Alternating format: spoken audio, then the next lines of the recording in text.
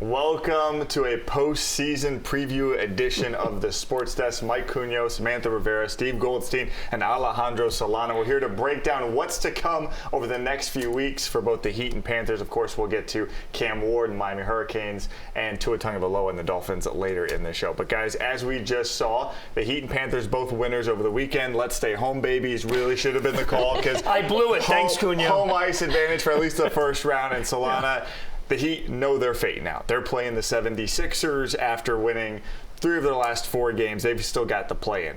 My question to both of you to lead this off, does it feel like both teams are ascending, or at least hitting their stride, Solana, I'll start with you, at the right time? You like the fact that they won their first 2 games. There's no doubt about it. But let's not forget, this is a team that was really bad against the top teams in both the West and the East Conference this season. And now you don't get to play Toronto and RJ Barrett and whoever the Toronto Raptors had out there after probably a couple nice nights out on South Beach. South Beach flu. Right. Yeah. You have to play those teams that you've struggled against all season long, starting with perhaps the worst possible scenario coming into this mayhem of a Sunday, the Philadelphia 76ers, and not at home. You get them on the road after they've finished the regular season 8-0. Yeah, Goldie?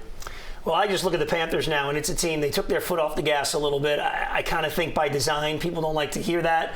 Tinkering with some lines, you really can't play the way they want to play with that hard-nosed style for all 82 games. And Paul Maurice said about a month ago, with about 5 games to go, we want to start rounding it into what we're going to be. That started with the Boston game. They've got points in every game since. All right, so Solana, in an ideal world, assuming that the Heat do move on, is there fear factor still there? Are teams like, you know what, this is still Miami. We got to step it up. What type of Jimmy Butler are we getting in the postseason, right? I think it all comes down to that.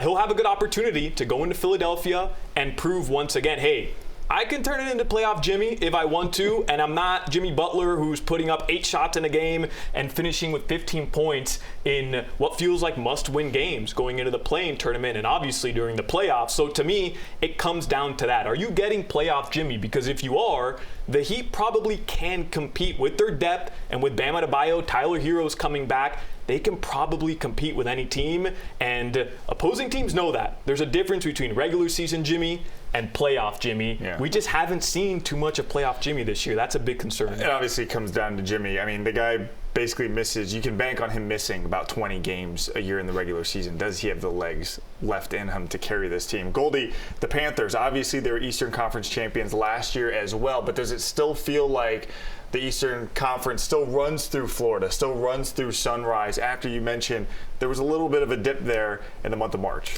I think it still does. You know, the one team that looks great is Carolina, but the Panthers wouldn't see them until the Eastern Conference Final. We all know what happened last year. Sergei Bobrovsky was the best player in the series. Carolina couldn't score, and the Panthers are just bigger and tougher and meaner. The Panthers are the meanest team in the NHL. You want to push on them, not only is it okay, they welcome it. They say, great, bring it on.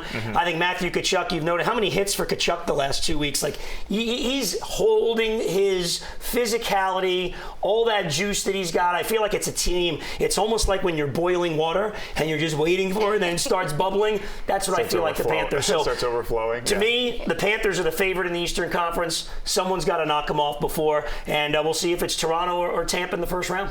And so, Lena, going back to the Heat, who do you think they want? I would take the New York Knicks in a heartbeat. You saw how that series went last season. Look, New York is playing very well. Yeah. This isn't the New York Knicks of last year. I know they're without Julius Randle, but they've got Jalen Brunson. He's probably going to be first team All-NBA or second team All-NBA. He's a legit scoring threat, number 1 option. That's a tough series for Miami. 2 teams that play a very competitive, hard-nosed basketball, very similar to the Miami Heat. That's the way the New York Knicks play.